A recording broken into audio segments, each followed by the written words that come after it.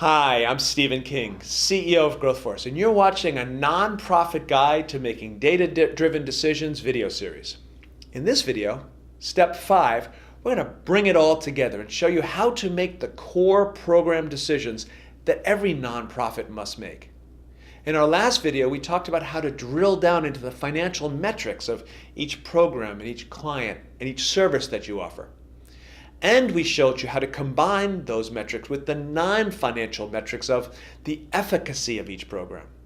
Today we're going to go back to the core decisions and look at which KPIs and reports an executive director and a board need to have to give them actionable financial intelligence. So the first decision is, which programs do you start, which programs do you stop, and which ones do you continue? There's 3 things you want to consider. First, which programs generate the most and the best outcomes. Second is, which ones have the best economics. And then third, which ones contribute the most to your cash flow and to your development goals. You figure that out by first identify the outcomes that have the biggest impact on your mission.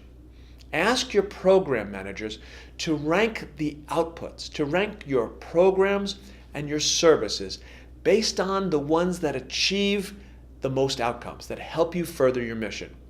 In the shelter, their mission is to help break the cycle of homelessness and abuse. What they found is the outcome that helps achieve that is helping someone get that first job. So the output, the service that does that the best, is their vocational training program. So they rank their outputs, their services and their programs, and vocational training provides the best and most outcomes of achieving their mission. The second measurement is to study the economics of your programs, to look at the profit and loss, the gross profit of each client you have, each service you've got, and each program you offer, and then figure out which ones have the best economics. Then you divide that gross profit by the number of outputs, and you can see how much your services cost. What does it cost to provide each service? And then you can see the return on investment by the number of outcomes you get per dollar raised or per dollar spent. And you figure out which ones to stop, start, or continue by combining that financial measurement with that efficacy, the non-financial measurement.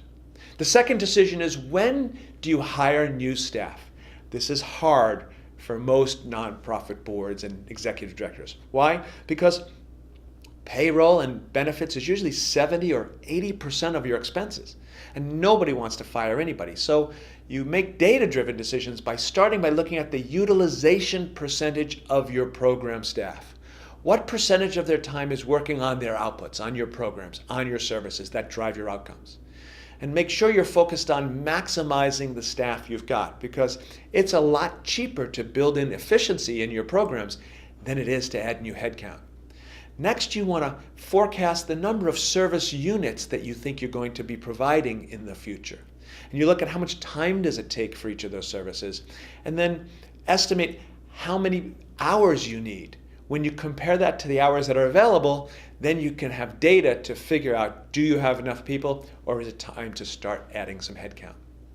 The third decision is, which clients should you serve? Who is the right client? Because they're not all equal.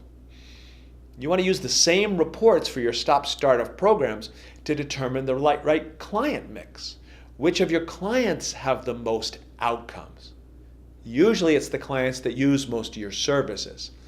Then you want to see which of those outcomes, those clients, which ones cost the most, or you get to serve the most clients per dollar raised. And then you want to see which of your clients fit into your overall development plan, and your donors are willing to contribute cash and money to help further the mission. So you can use the financial intelligence to figure out a combination of financial and non-financial data. So for example, in the shelter, their mission was to break the cycle of homelessness. They have 112 beds.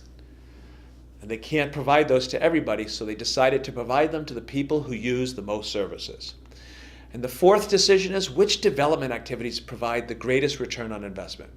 Use the profit and loss by program report to track the income and the expenses of all your development activities. And you'll be able to do the exact same thing. Look at the percentage of profit per dollar spent in your development activities. Now make sure you're including your payroll costs, your fully loaded labor costs, because you may find the time spent on that silent auction doesn't raise as much money as you thought. So in summary, like a well-run for-profit organization, nonprofits need to make decisions with actionable data to help increase outputs and improve outcomes. A management reporting system gives you just that. It helps make sure that your programs are optimized to serve more clients, and it helps you improve your cash flow when you know which of your development dollars get you the biggest return on investment.